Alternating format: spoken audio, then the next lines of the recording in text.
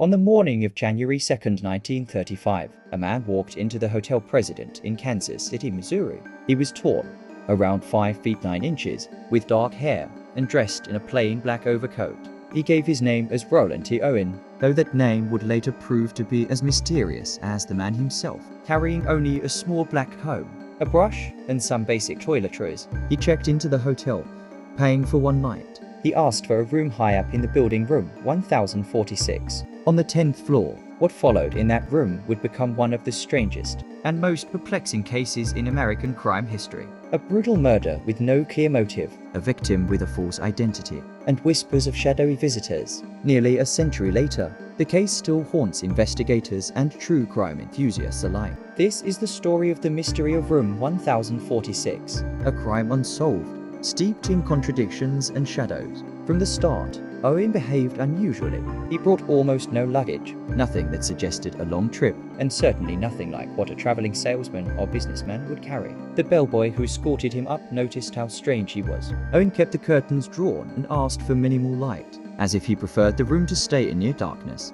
He unpacked only a comb, a toothbrush, and a tube of toothpaste. No suitcase, no change of clothes. Throughout the first day, staff members reported oddities. The maid, Mary Soptic, came to clean the room around noon. Inside, she found Owen sitting in the dark, with only a dim lamp on. He seemed nervous, even paranoid. He told her to leave the door unlocked when she was done, because he was expecting a visitor. That in itself was unusual. Most guests lock their doors. When she returned later with fresh towels, she found the door locked from the outside. That meant someone else had locked it, and Owen was inside. She knocked, and he told her to enter. Again, the room was dark, the shades drawn. A note on the bedside table read, "Don, I will be back in 15 minutes, wait." Don, who was Don? Over the next 2 days, this mysterious Don would become a central figure in the case, though he would never be found. By the evening of January 3rd, things grew even stranger. Other guests in nearby rooms reported hearing loud voices coming from room 1046. Some thought they heard cursing, maybe even a scuffle. One woman reported hearing what sounded like a man and a woman arguing. At around 10:30 p.m., the elevator operator recalled taking a woman up to the 10th floor. She was looking for room 1026, but some believe she might have actually been visiting Owen in 1046. Was she part of this mystery? A prostitute? An accomplice? Or just a mistaken guest? The next morning, January 4th, at around a.m., a telephone operator noticed that Owen's phone was off, the hook but not being used. She sent a bellboy, Charles Blocker, to check on the room. The door was locked, with a "Do Not Disturb" sign hanging on the handle. Blocker knocked. A voice answered. It was faint, but clearly Owen. He said, "Come in," but the door was locked from the outside. The bellboy couldn't get in. He assumed Owen was drunk or confused, and simply told him to hang up the phone. Then he left. An hour later, the phone was still off the hook.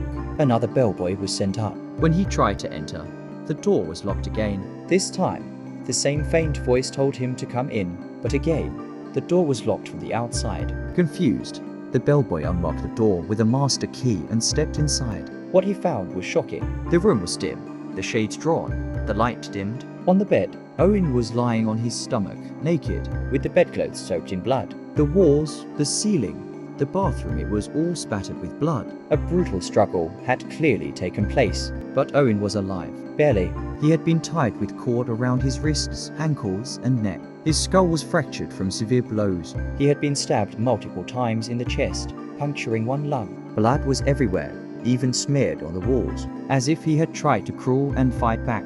The bellboy rushed for help. When police arrived, they asked Owen who had done this. With what little strength he had left, he whispered. Nobody. Confused, the officers pressed him again. Who hurt you? He whispered another strange line. I fell against the bathtub, but that was impossible. The injuries were far too severe, and Owen was bound. He slipped into unconsciousness soon after, and by the afternoon of January 5th, he was dead.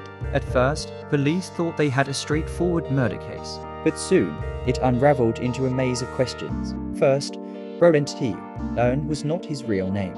In fact, investigators found no records of such a man. His fingerprints didn't match anyone in the system. The body was eventually identified months later, not by family, but by a stranger who read about the case in the paper and remembered meeting him. His real name was Artemus Ogletree, a 17-year-old from Birmingham, Alabama. 17. A boy pretending to be a man. But why was he in Kansas City? Staying in a hotel under a false name, meeting mysterious people in the night. The mysterious dawn loomed large. Every note, every mention pointed back to this shadowy figure. Some suspected Don was the killer. Others believed Don might have been part of a larger criminal network, maybe involving organized crime, or even a love triangle gone wrong. There were reports that Owen had been spotted at bars with two men in the days leading up to his death. Witnesses said they looked tough, possibly gangsters. One theory is that Roland Ogletree was mixed up with criminals, and room 1046 became the site of an interrogation or punishment. But then there was the woman. Multiple witnesses claimed to have seen a woman visiting room 1046. Some said she had platinum blonde hair, fitting the image of a classic femme fatale of the 1930 seconds. Was she involved in the murder, or merely an unlucky bystander? Then came the strangest twist of all. Months after Owen's death, an anonymous caller rang a funeral home handling the body. He said he wanted Owen's body shipped to Kansas City for burial. He claimed the boy had gotten into trouble with another woman while engaged to someone else. He said they would send money for the burial. And sure enough, cash arrived rolled bills, sent in an anonymous envelope. A floral arrangement was also sent to the funeral, with a card signed only, "Love Forever Louise." Who was Louise? Who sent the money? No one ever knew. The case remained unsolved. Police pursued leads, but they went nowhere.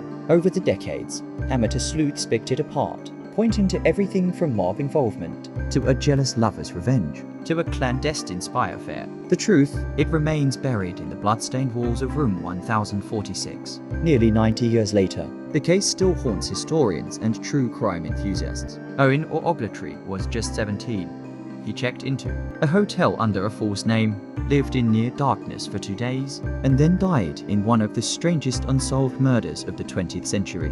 Why did he lie about his name? Who was Don? Who was Louise? And who silenced him in room 1046? Perhaps the saddest truth of all is this: we may never know. Thank you for watching Crimes Through Time. The mystery of room 1046 remains one of history's most chilling unsolved murders. If you found this story haunting, hit the like button and subscribe for more dark chapters from history. And tell us in the comments, do you think Owen Artemus Ogletree was killed by a jealous lover, the mob, or something even darker? We'll see you in the next episode.